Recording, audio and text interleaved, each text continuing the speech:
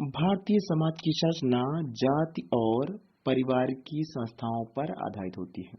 यह अपने आप में दोनों संस्थाएं इतनी महत्वपूर्ण होती हैं कि व्यक्तिगत और सामूहिक जीवन के प्रत्येक पक्ष का नियमन करती है। परिवार के अंतर्गत ही विवाह की संस्था सम्मिलित होती है।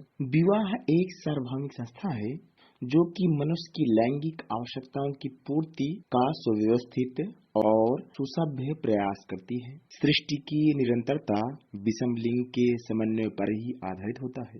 यह समन्वय स्वतंत्र भी हो सकता है और नियंत्रित भी। हेलो फ्रेंड्स, आज हम बात करने जा रहे हैं सामाजिक संस्थाओं में विवाह की। वीडियो में आगे बढ़ने से पहले यदि आप हमारे चैनल पर नए हैं तो चैनल को सब्सक्राइब जरूर कर लें, जिससे कि हमारी आने वाली वीडियो आपको आसानी से मिल सके। तो हम इस वीडियो में किन विषयों का अध्ययन करेंगे, सबसे पहले उससे जानकारी कर लेते हैं। सबसे पहले हम बात करेंगे विवाह के अर्थ की, विवाह की परिभाषा, विवाह की विशेषता, विवाह के उद्देश्य, विवाह के प्रकार, जिनमें विभिन्न प्रकार के विवाहों के स्वरूप हिंदू, मुस्लिम, ईसाई, जनजाति, आदिवासी और अन्य प्रकार के विवाहों की हम चर्चा करेंगे। तो सबसे पहले हम बात कर लेते हैं विवाह के अर्थ की।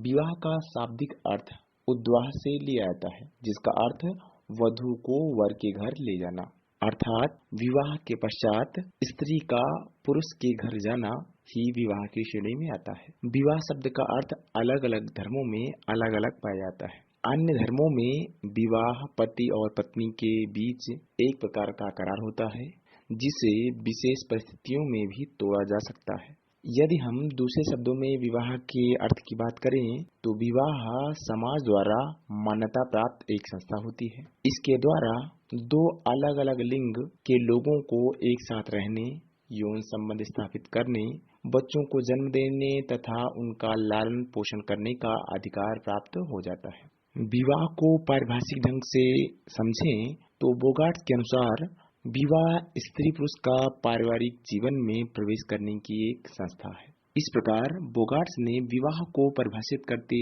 हुए यह बताया कि विवाह एक प्रकार की संस्था है और जिसका कार्य एक स्त्री और पुरुष को पारिवारिक जीवन में प्रवेश करने के लिए बनाया गया है। जॉनसन ने लिखा कि विवाह के संबंध में अनिवार्य बात यह है कि यह एक अस्थायी संबंध है, जिसमें एक पुरुष और एक स्त्री समुदाय में अपनी प्रतिष्ठा को खोए बिना संतान उत्पन्न करने की सामाजिक स्वीकृति प्रदान करते हैं। इस प्रकार जॉनसन ने विवाह को एक अस्थायी संबंध बताया है और इसके साथ साथ यह भी बताया कि एक स्त्री और एक पुरुष अपने समुदाय में बिना अपनी प्रतिष्ठा को खोए हुए संतानों को जन्म दे सकता है और जिसे समाज की स्वीकृति प्राप्त होती है। हॉवेल ने विवाह को परिभाषित करते हुए बताया कि विवाह सामाजिक आदर्श मानदंडों की वह समग्रता है जो विवाहित व्यक्तियों के आपसी संबंधों को उनके रक्त संबंधियों, संतानों तथा समाज के साथ संबंधों को परिभाषित और नियंत्रित कराती है। इस प्रकार हॉवेल ने बताया कि विवाह में सामाजिक आदर्श मानदंड भी पाए जाते हैं जो कि उनके आपसी संबंधों को, जिनमें रक्त संबंधी, संतान और उसके संबंधों को बताती है और इसके साथ साथ उसे नियंत्रित भी करती है। इस प्रकार उपर्युक्त परिभाषाओं से यह स्पष्ट होता है कि विवाह एक स्त्री और पुरुष के बीच वह संबंध है जिसे समाज द्वारा स्वीकृत किया जाता है। विवाह की विशेषताओं की बात करें तो विवाह प्रत्येक देश, काल, समाज और संस्कृति में पाई जाती है। दूसरी विशेषता, विवाह दो विषम लिंगियों का संबंध होता है। विवाह के दो विषम लिंगी अर्थात स्त्री और पुरुष का होना आवश्यक होता है। तीसरी विशेषता, विवाह को मान्यता उसी समय प्राप्त होती है जब उसे समाज में स्वीकृति मिल जाती है और यह स्वीकृति प्रथा या कानून द्वारा अथवा धार्मिक संस्कार के रूप में हो सकती है। चौथी विशेषता, विवाह संस्था के आधार पर लैंगिक या यौन संबंधों को मान्यता प्राप्त होती है। पांचवी विशेषता, विवाह का संबंध स्थायी होता है तथा विवाह के आधार पर ही पति पत्नी के बीच अस्थायी संबंध की स्थापना होती है। विवाह के उद्देश्यों की बात करें तो पहला उद्देश्य यौन इच्छाओं की पूर्ति एवं समाज में यौन क्रियाओं का नियमन करना। दूसरा उद्देश्य परिवार का निर्माण करना एवं नातेदारी का विस्तार करना। वैध संतानोत्पत्ति, जिसे समाज मान्यता प्रदान करता है, व समाज की निरंतरता को बनाए रखना। संतानों का लालन पालन व समाजीकरण, जिसके माध्यम से समाज के बनाए गए नियमों का पालन एक बालक करता है। मानसिक संतोष प्रदान करना। छठवां उद्देश्य माता पिता एवं बच्चों में नवीन अधिकारों एवं दायित्वों को जन्म देना। संस्कृति का एक पीढ़ी से दूसरी पीढ़ी को हस्तांतरण करना भी विवाह का उद्देश्य होता है। आठवां धार्मिक एवं सामाजिक सांस्कृतिक उद्देश्यों की पूर्ति करना भी विवाह का उद्देश्य होता है। अब हम बात करते हैं विवाह के प्रकार या उसके स्वरूप की। विवाह के प्रकारों या स्वरूप को पढ़ने से पहले हमें इस बात को समझ लेना आवश्यक है कि अलग अलग समाजों में विवाह के अलग अलग नियम पाए जाते हैं। इसी कारण से अलग अलग विवाह के नियम मान्यताएं अलग अलग होते हैं। विवाह के प्रकार या स्वरूप को पति पत्नियों की संख्या के आधार पर विभाजित करें तो इन्हें हम दो भागों में विभाजित कर सकते हैं। पहला एक विवाह और दूसरा बहुविवाह। एक विवाह, इस विवाह का तात्पर्य एक पुरुष का विवाह एक स्त्री से हो सकता है। इनमें से कोई व्यक्ति दूसरा विवाह तब तक नहीं कर सकता जब तक कि वह दूसरे को तलाक न दे दे या विवाह विच्छेद न हो अथवा दोनों में से किसी एक की मृत्यु न हो जाए।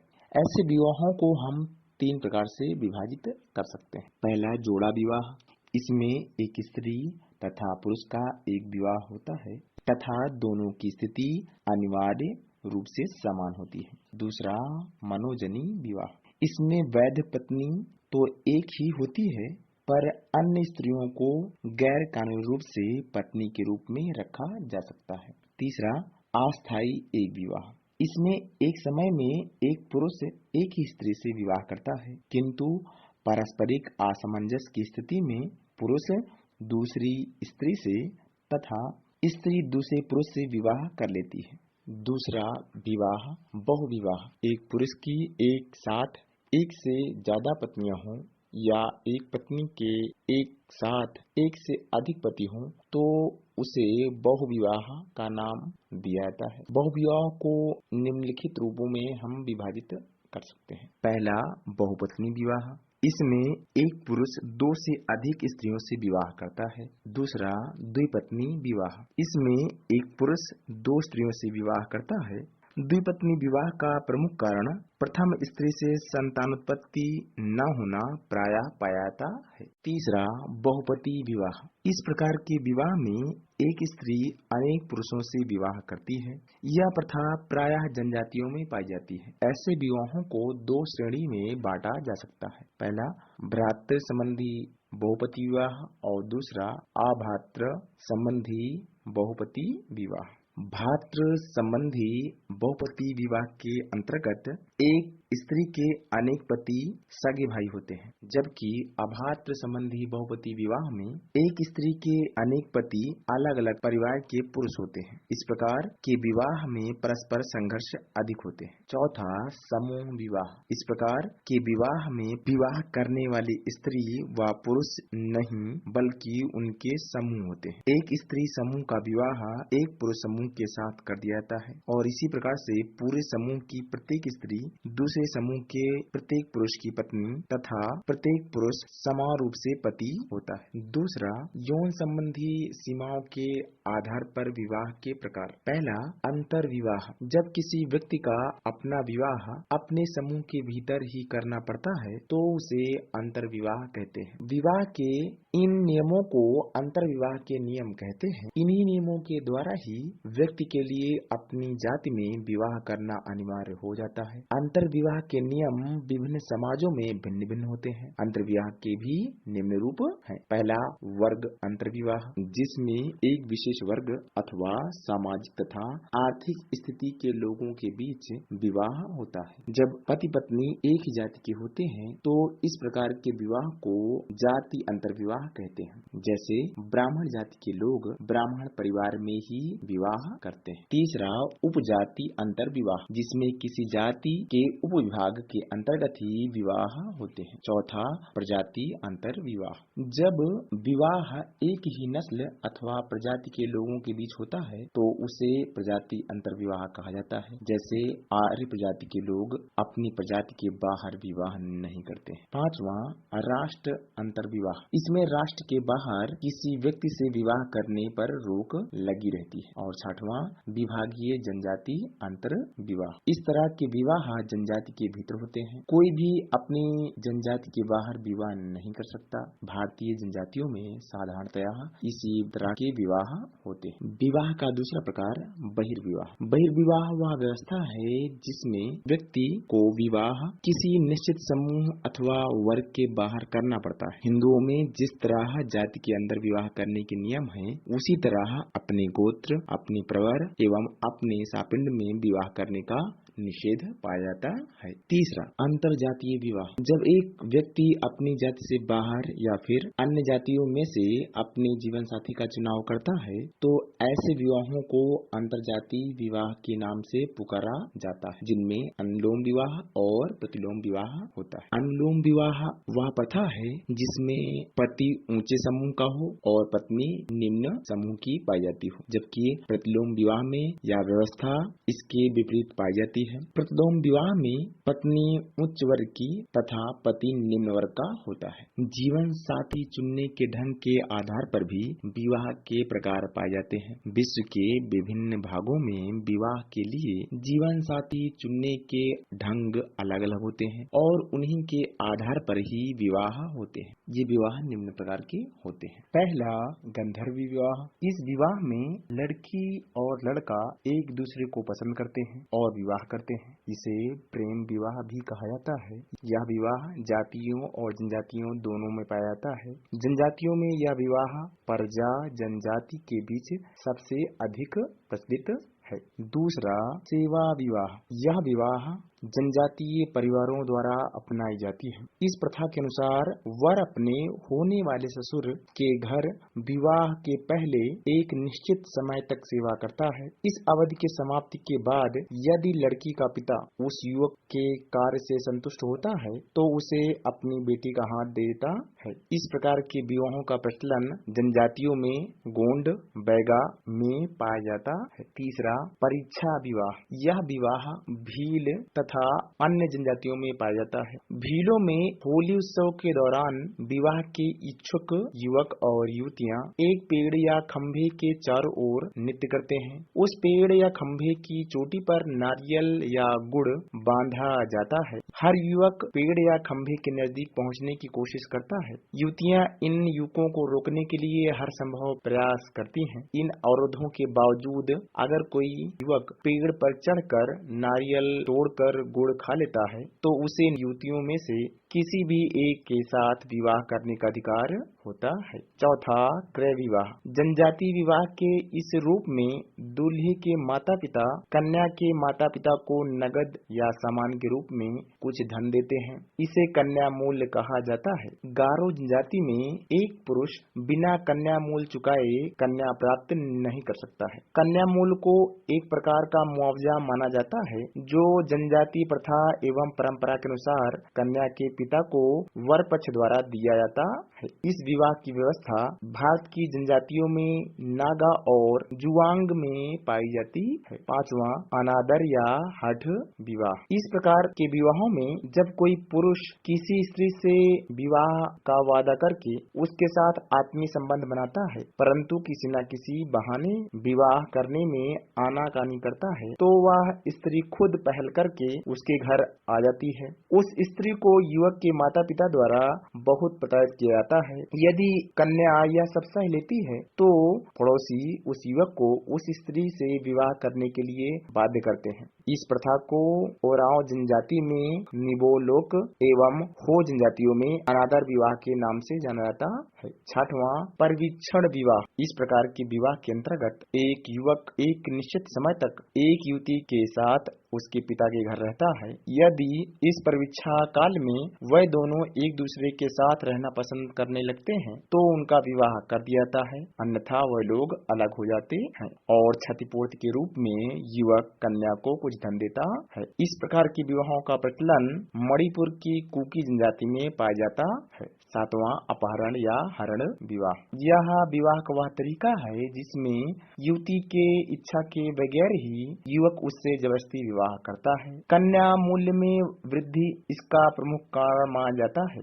ये अपहरण या हरण विवाह दो प्रकार के पाए जाते हैं। पहला शारीरिक हरण विवाह, दूसरा अनुष्ठानिक हरण विवाह। शारीरिक हरण विवाह युवक एक ऐसी युक्ति अपनाता है जिसके अंतर्गत वह युवती का जबरदस्ती हरण करके उससे विवाह करता है। यह विवाह नागा, हो, भील, मुरिया गोंड, बदगा, सौरा आदि जनजातियों में पाया जाता है। दूसरा अनुष्ठानिक हरण विवाह। इसमें युवक एक ऐसी प्रक्रिया अपनाता है जिसमें वह अचानक लड़की के ललाट या माथे में सिंदूर भरकर उसे चकित कर देता है। ऐसे विवाहों का प्रचलन संथाल जनजाति में पाया जाता है। आठवां, विनिमय विवाह। इस प्रकार के विवाह के अंतर्गत दो परिवारों के बीच उनके पुत्र और पुत्री के बीच विनिमय होता है। फलस्वरूप दोनों परिवारों को कन्या मूल्य नहीं चुकाना पड़ता।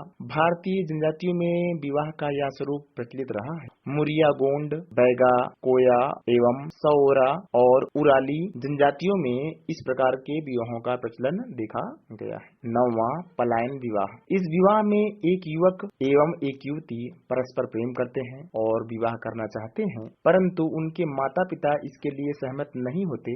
ऐसी स्थिति में दोनों निवास छोड़कर अपनी सहमति से पलायन कर जाते हैं। कुछ समय बाद वे वापस लौट आते हैं और उन्हें पति पत्नी के रूप में स्वीकार कर लिया जाता है। झारखंड राज्य के हो जनजाति में ऐसी प्रथा पाई जाती है।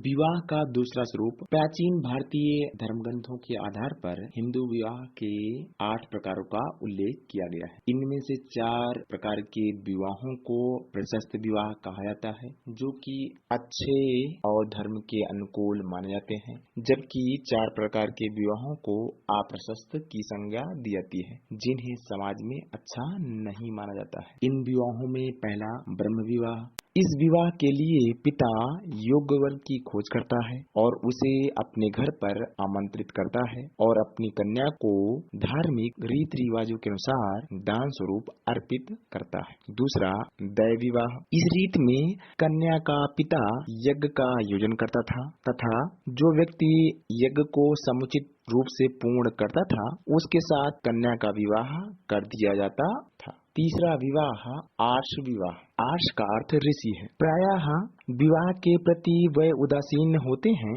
किंतु जब कभी किसी कन्या से उन्हें विवाह की इच्छा होती थी तो वे अपनी इच्छा प्रकट करने के लिए एक गाय तथा बैल कन्या के पिता को भेंट करते थे। यह उनकी विवाह संबंधी इच्छा का संकेत था। इसके आधार पर ही एक पिता अपनी कन्या को पत्नी के रूप में ऋषि को दान करते थे। चौथा, प्रजापत्य विवाह। धर्म के आधार पर पति पत्नी के अटूट संबंध व कर्तव्यों के पालन की प्रतिज्ञा लेकर वर कन्या को उसके पिता की स्वीकृति से स्वीकार करता है। ऐसे विवाह प्रजापत्य विवाह कहलाते थे। पांचवा, असुर विवाह। इसमें वर कन्या का उचित मूल्य उसके पिता को देकर कन्या को प्राप्त करता है। यह एक प्रकार का कन्या मूल्य होता है। छठवां, राक्षस विवाह। ऐसे विवाह में शक्ति पूर्वक युद्ध आदि में जीतकर कन्याओं का हरण करके उनसे किया गया विवाह राक्षस विवाह कहलाता है। सातवां, गंधर्व विवाह।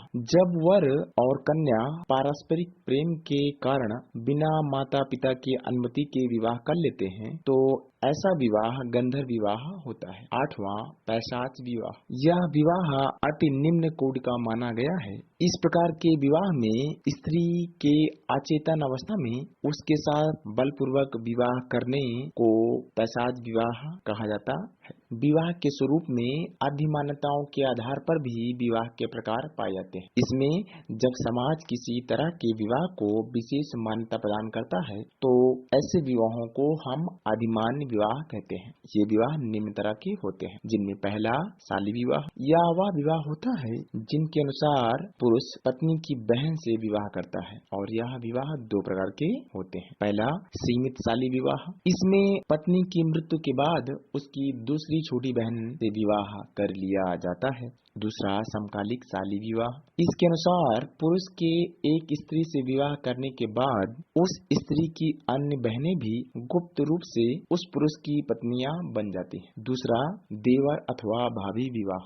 जब स्त्री अपने देवर के साथ विवाह कर लेती है तो उसे देवर विवाह कहते हैं। यह प्रायः सभी समाजों में मौजूद होता है। इसे हम 3 भागों में विभाजित कर सकते हैं। पहला कनिष्ठ देवर विवाह। इसमें लघु भ्राता ही अपने भाई का उत्तराधिकारी होता है और बड़े भाई की मृत्यु के बाद प्रायः छोटे भाई का बड़े भाई की पत्नी के साथ विवाह हो जाता है। दूसरा ज्येष्ठ देवर विवाह। इस प्रकार के विवाह में अग्रज भ्राता ही उत्तराधिकारी होता है। इसमें एक भाई के विवाह के बाद सभी भाई उसकी पत्नी के पति हो जाते हैं। ऐसे विवाह टोडा जनजाति में पाए जाते हैं। तीसरा पूर्णतः देवर विवाह। इस विवाह में ज्येष्ठ भ्राता के विवाह होने के बाद लघु भ्राता को उसकी पत्नी का पति मान लिया जाता है। अब हम विवाह के स्वरूप में मुस्लिम विवाह के प्रकार को समझते हैं। मुस्लिम विवाह एक समझौता होता है जो समझौते में आए व्यक्तियों के बीच संतानोत्पत्ति को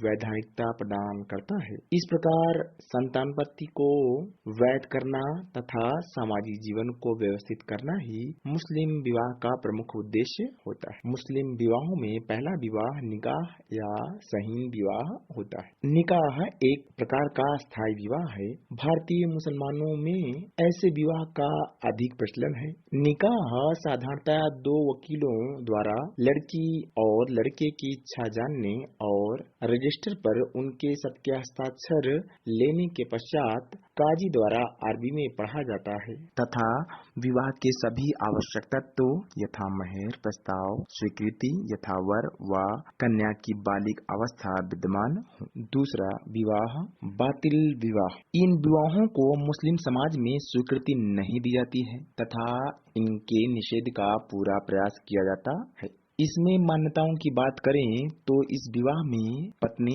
यदि अपने पति के जीवित रहते हुए तथा उससे तलाक लिए बगैर दूसरे पुरुष से विवाह करती है तो यह बातिल विवाह होता है। निकटतम रक्त संबंधी का परस्पर विवाह भी बातिल विवाह कहलाता है। पत्नी की माँ, दादी या पत्नी के पहले पति से उत्पन्न लड़की से विवाह भी वर्जित माना जाता है। तीसरा विवाह फासिद विवाह। मुस्लिम समाज में इस प्रकार के विवाहों का भी निषेध पाया जाता है। ये वह विवाह होते हैं जो कुछ फासिद कमियों के कारण अनियमित हो जाते हैं किंतु बाद में इन्हें सही कर लिया जाता है। विवाह की निम्नलिखित अनियमितताएं हो सकती हैं। काजी की अनुपस्थिति में विवाह अनियमित है जिसके बाद भी साक्षियों तथा काजी की उपस्थिति में इसे सही कर लिया जाता है। मुस्लिम धर्म में दूसरे धर्म के सदस्य से विवाह करना नियमों के विरुद्ध माना जाता है किंतु बाद में उस सदस्य का धर्म परिवर्तन करा करके